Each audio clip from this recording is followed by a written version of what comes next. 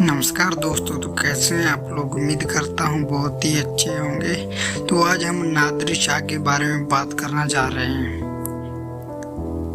जिसका पूरा नाम था नादिर शाह अफसार। इनका जन्म हुआ 1688 में खुरासान में, मतलब कि ईरान में।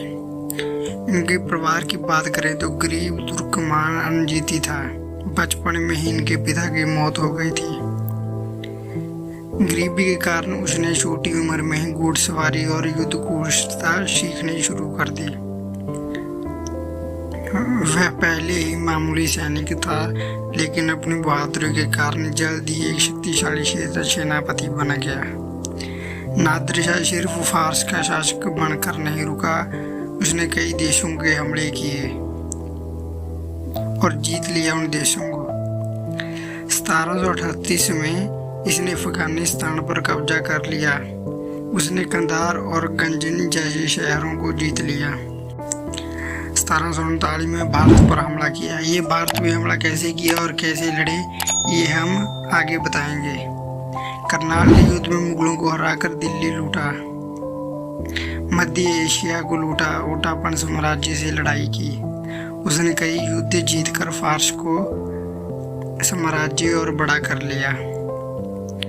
नादिर शाह और सिखों के बीच संघर्ष, मतलब कि जो भारत में लड़ाई हुई थी उसकी बात करने जा रहे हैं। 1739 की बात है ये। नादिर शाह एक फारसी शासक था जिसने 1739 में भारत पर आक्रमण किया। उसने दिल्ली पर कब्जा कर लिया और भयानक नरसंहार किया।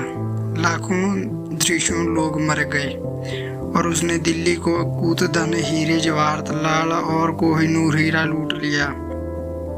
और वो औरतों को किडनैप भी बहुत करता था।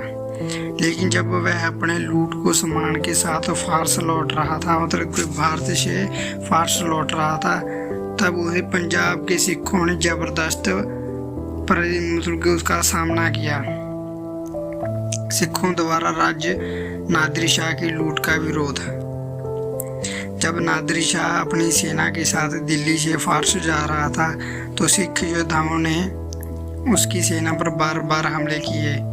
सिखों की युद्ध नीति गुरिल्ला युद्ध, छापामार युद्ध की थी, जिसमें तेज गति से हमला करते थे, दुश्मन को नुकसान पहुंचाकर मारकर तुरंत गायब हो जाते थे।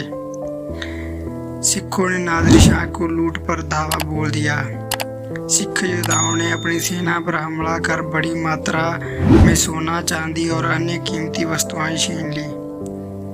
कैद लोगों को मुक्त कराया। नादिर शाह हजारों हिंदू और मुस्लिम महिलाओं को गुलाम बनाकर फारस ले जा रहा था। सिखों ने उन पर हमला किया, महिलाओं और बच्चों को बचाया, उन्हें सुरक्षित करके घर पहुंचाया। पंजाब में सिखों का प्रभाव पड़ा। इसकी संघर्ष के बाद सिखों ने बहादुरी पूरे पंजाब में मशहूर हो गई। उनकी शक्ति तेज बढ़ने लगी। नादिर शाह की प्रकृतियाँ। नादिर शाह ने सिखों के इस प्रतिरोध को देखकर कहा था, ये कौन है जो मेरे जाने के बाद इस मुल्क के असली मालिक बनेंगे। इससे यह साफ था कि उसने सिखों की शक्ति को पहचान लिया था और एहसास हो गया था। मुगल साम्राज्य अब कमजोर हो चुका था और सिख आगे चलकर एक बड़ी ताकत बनेंगे। परिणाम और प्रभाव।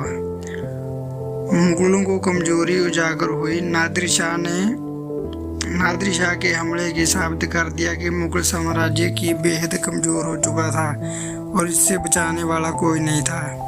सिखों ने देखा कि यह केवल अत्याचार और खिलाफ लड़ सकते हैं, बल्कि लोगों को बचाने के लिए वे हमेशा तैयार हैं। नादिर शाह के बाद उसके सेनापति अहमद शाह अब्दाली कई बार भारत पर हमला करने आए, लेकिन उसे सिखों को विरोध करके सामना करना पड़ा।